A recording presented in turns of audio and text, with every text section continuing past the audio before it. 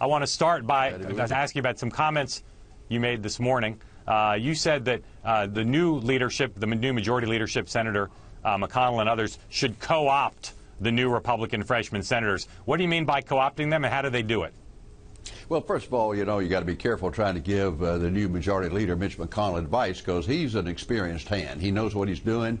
He's been saying and doing the right things. And by co-opt, I mean bring them in, meet with them, talk to them, try to make sure that they don't go off advocating some process or some position that is just procedurally not going to happen or politically dynamite without any real good results. So I think Senator McConnell has been working for this opportunity for many, many years.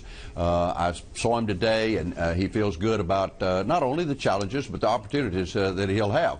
But I do get agitated when we have some new people come to Washington and they start trying to dictate, what the leadership should do or, how they should proceed. I'm not saying they shouldn't speak up, but when you got a leadership team that you elect, you should, listen to them a little bit. We got a lot of potential leaders in Washington. What we need more of is a few more followers that will help actually produce a result.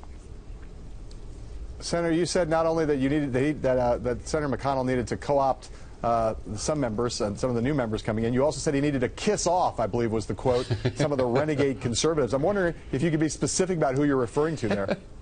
Well, there are some members that have been saying basically the so-called hell no caucus, we're not going to do this, we're not going to do that. They're willing to shut down the government, and that's just not a good sense, I think. I believe that, look, I'm a conservative just like they are, but I think that if your only answer is no, or let's don't do anything, that's not conservative or liberal. We got a lot of things in this country that need to be dealt with, whether it's immigration reform or tax policy or energy policy, and just saying no is not good enough. We need some action. American people are fed up with gridlock, and they want to see the Congress do some things that are important to the people.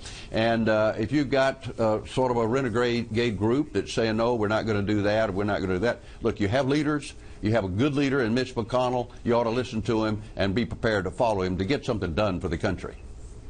Senator, what bothers you, if anything, about these two decisions we've had now where grand juries have failed to indict in cases where police officers use lethal force against two African Americans?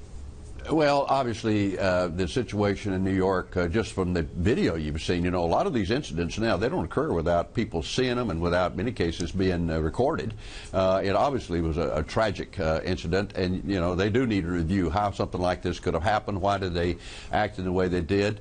I don't know what happened before the grand jury, and I don't know a lot of the facts. I just saw the video like others, and obviously it caused a problem that led to his death. So that's an unacceptable situation, and I think policies should be reviewed all across the country. Senator, I'm curious about whether you think that there's a federal role here. One of the things that some activists and others are suggesting is the notion that you just can't get a fair shake before a grand jury in a case where lethal force is used by a police officer in the customary system, and those cases should be federalized with special prosecutors. Do you think that's a good idea?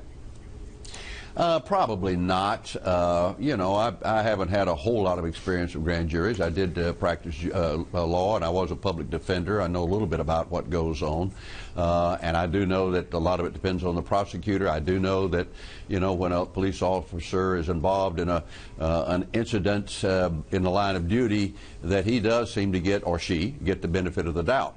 But one of the things that's bothered me, for instance, I've always kind of wondered about the wisdom and advisability of giving military equipment to police departments, not just sidearms or gas masks, but heavy equipment. Is that really a good idea? I think we ought to take a look at that. That is a federal role, Senator, by the way. Senator, you've got a big potential field of presidential candidates in your party. I want to ask you about two of them. Are Ted Cruz and Dr. Ben Carson qualified today to be President of the United States? Well, I admire Dr. Ben Carson very much. I don't suspect that he will be the nominee. I think we've got some really possibly outstanding candidates that are governors or former governors. I lean more toward somebody that's been in elective office, that's been in a management type position like governors. Not to say that, I was a senator, that maybe senators shouldn't be considered, but generally speaking, particularly right now, I think we need an experienced hand that's actually run something like a state. a big state. And we've got some good candidates out there that we should take a look at.